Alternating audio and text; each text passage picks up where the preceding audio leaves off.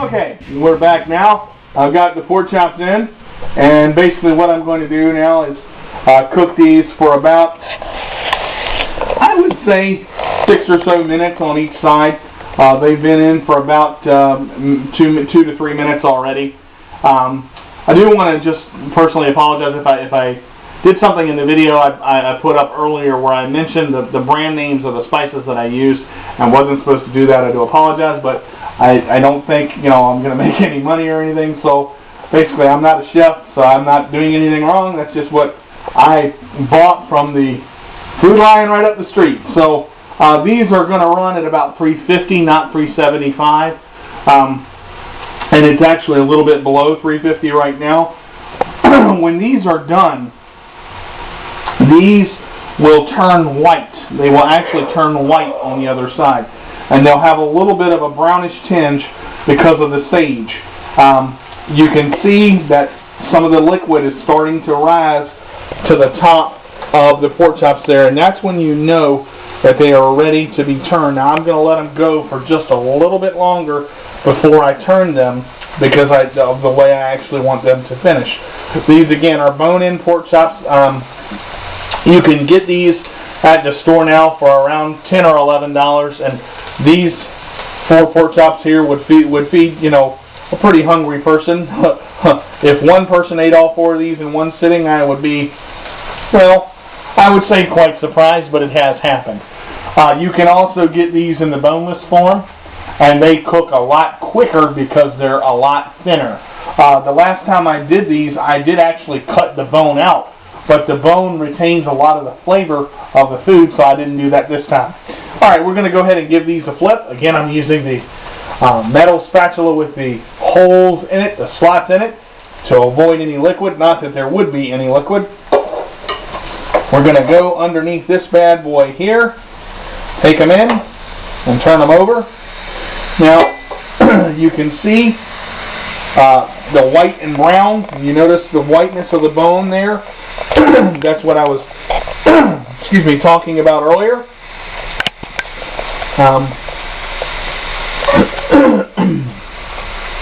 Give this bad boy a flip, or attempt to.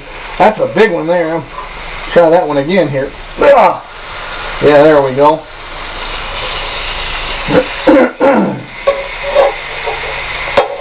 Cola. Okay, there we go. Whoa, there we go. Look at that one. It fell right off the spatula the way I wanted it to. And finally, our final, try again here. Final contestant. And that bad boy is a monster as well. Urgh.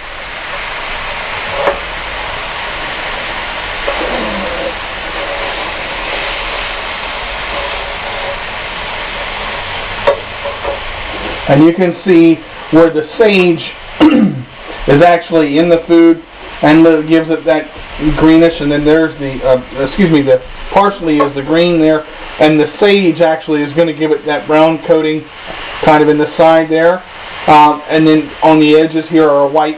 It doesn't turn white all the way through, but it by the time it's done, it's going to have the brown pretty much all the way around it.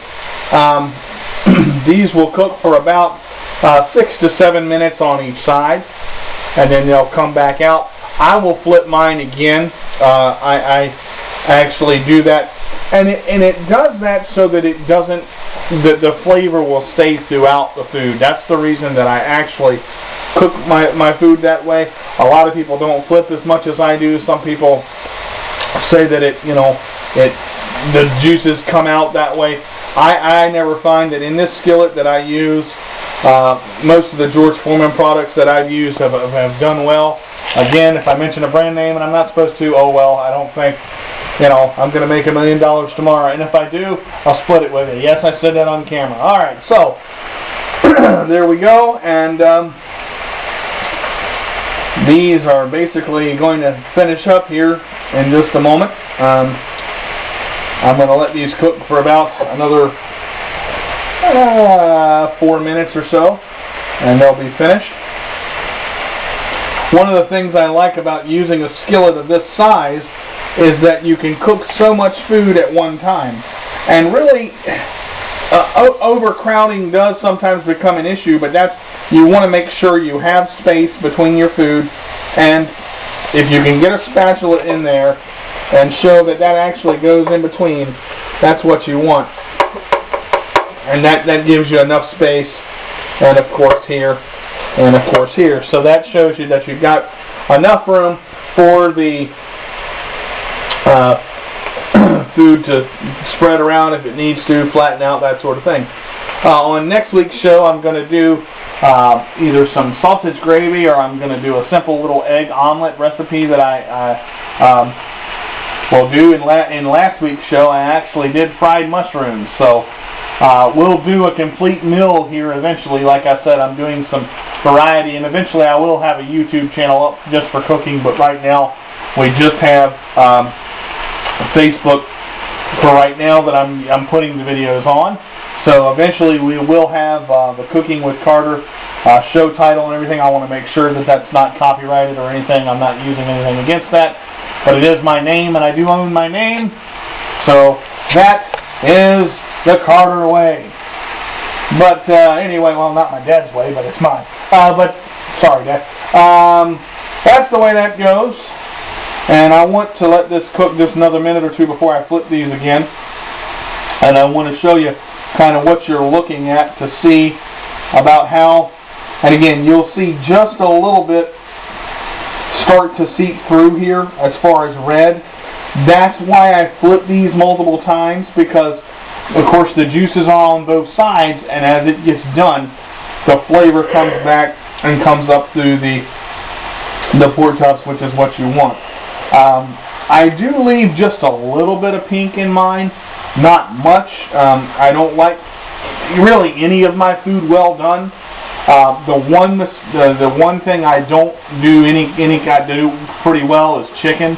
I don't let that have much pink in it unless I'm doing boneless, skinless chicken breast, which I have done before, and I'll do those on the show later on in the season, depending on how many episodes I put up.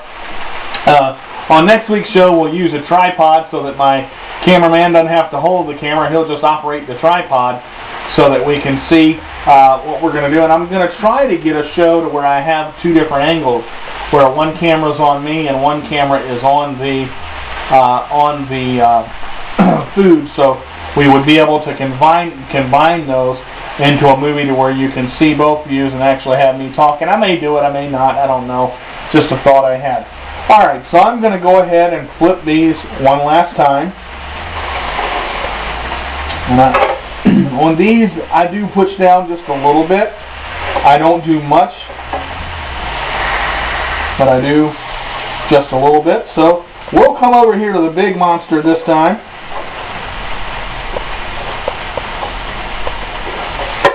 And he is going to give me a trouble every time I try to flip him, which is fine.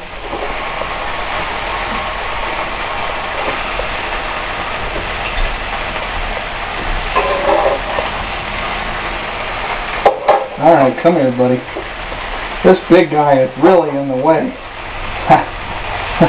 That's kind of sorry about that. Alright, come on now. This is where you see real cooking. I can't edit this stuff out. There we go. Gonna flip that. But I don't drop F-bombs on my show. I try not to cuss on my show. I may slip once or twice, but that's... There we go. And finally, it's Mama Jamma here. Yeah, I said it, Mama Jamma. Yeah, you're right. All right.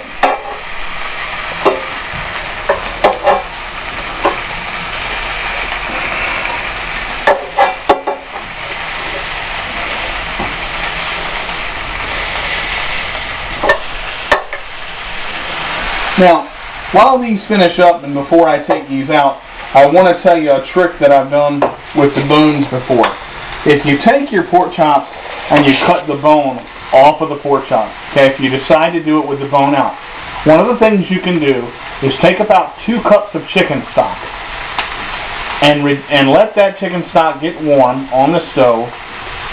Set it on about medium-high, and take the bones of the pork chop and actually put that into the chicken stock and let that simmer for about an hour. Okay, take the bones out, add just a little bit of salt and pepper, about 2 tablespoons of each, and a half a tablespoon of minced garlic. And what you've got is you've got an intensely flavored stock with that chicken stock in there that gives you a variety of flavor for soups and things like that you would use it in. You can use it in, cooking. I've done that with chicken, I've done that with beef, and I've also done that with pork, as I said, using the pork from the pork bone from the pork chops. When we come back, we're going to take these out of the grill, and we're going to show you what these look like on a plate and finish these off. And I'll wait to take them out of the grill till when you get back, they'll be just about done. So we'll be back in just a minute.